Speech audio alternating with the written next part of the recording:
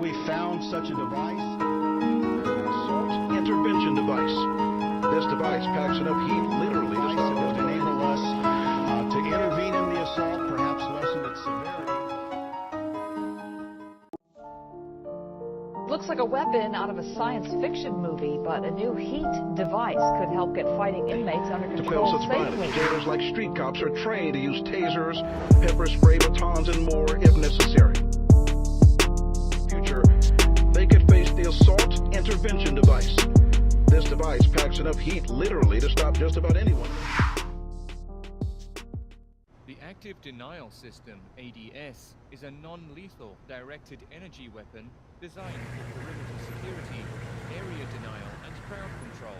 A millimeter wave gun blasts crowds with focused energy, creating a burning sensation.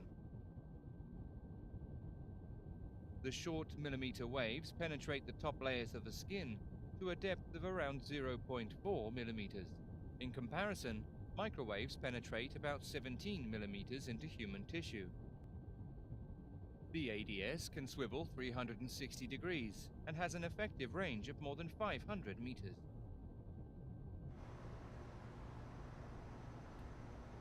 The antenna can also withstand bullet fire.